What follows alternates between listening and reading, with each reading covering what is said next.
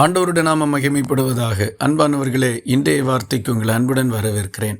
இன்றைய தியானத்துக்காக நீதிமொழிகள் 17வது அதிகாரம் 27வது வசனத்தை வாசிக்க கேட்போம். அறிவாளி தன் வார்த்தைகளை அடக்குகிறான், விவேகி குளிர்ந்த மனமுள்ளவன். நம்முடைய வாயின் வார்த்தைகளிலே நாம் மிகவும் கவனமாக இருக்க வேண்டும். அதற்கு சான்றாக இந்த வசனம் 2 மனிதர்களை நமக்கு முன்னிறுத்துகின்றது. ஒருவன் அறிவாளி, மற்றொருவன் விவேகி. இவர்கள் இருவருமே தங்கள் வாயின் வார்த்தைகளை மிகவும் கவனமாக பயன்படுத்துகின்றவர்கள். மனிதர்களுடைய வார்த்தைகள் அவர்கள் சூழ்நிலைக்கும் மனநிலைக்கும் ஏற்றாற்போல் வித்தியாசப்படும். நல்ல மனிதர்கள் என்று சாட்சி பெற்றவர்கள் கூட வார்த்தைகளை பயன்படுத்துவதில் கெட்ட பெயரை சம்பாதித்திருக்கின்றார்கள்.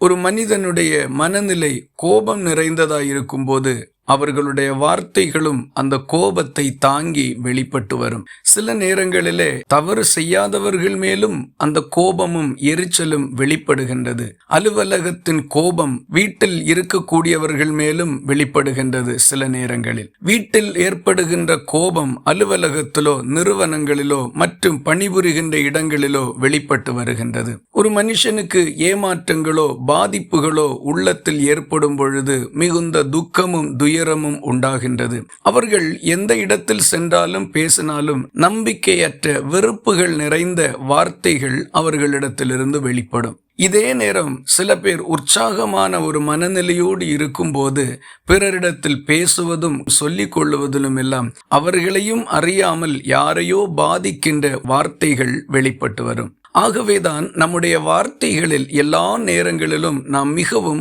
கவனமாக காணப்பட வேண்டும் என்று வேதம் சொல்லுகின்றது.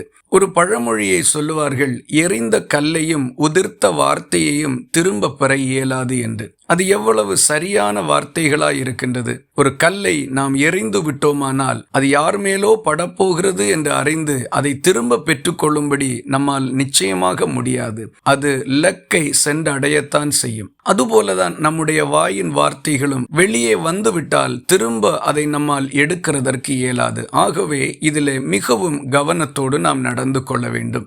அறிவாளி தன் வார்த்தைகளை அடக்குகிறான், விவேகி குளிர்ந்த மனமுள்ளவன். இந்த வார்த்தைகள் இந்த நாள் முழுவதும் உங்களுக்கு ஒரு ஆசீர்வாதமாய் இருப்பதாக. ஜெபிக்கலாமா? எங்களை நேசிக்கிற அன்பு நிறைந்த நல்ல ஆண்டவரே, நாங்கள் உம்மை நன்றியோடு துதிக்கிறோம். இந்த நல்ல காலை வேளையில் எங்கள் வாயின் வார்த்தைகளில் நாங்கள் மிகவும் ஞானத்தோடும் ஜாக்கிரதையோடும் நடந்து கொள்ளும்படி நீர் எங்களை அறிவுறுத்தி இருக்கிறதற்காக உமக்கு ஸ்தோத்திரம். சூழ்நிலைகளையும் சந்தர்ப்பங்களையும் சரியாக நிதானித்து தேவைக்கு ஏற்றாற்போல் பேசக்கூடிய நல்ல தெளிவும் பொறுமையும் ஞானமும் விவேகமும் நீர் எங்களுக்கு தந்தருள வேண்டும் என்று ஜெபிக்கிறோம். ஜெபத்தை கேட்டதற்காக ஸ்தோத்திரம். இயேசு கிறிஸ்து மூலம் வேண்டிக் கொள்ளுகிறோம் எங்கள் அன்புள்ள நல்ல பிதாவே, ஆமேன். கர்த்தர் தாமே உங்களை ஆசீர்வதிப்பாராக.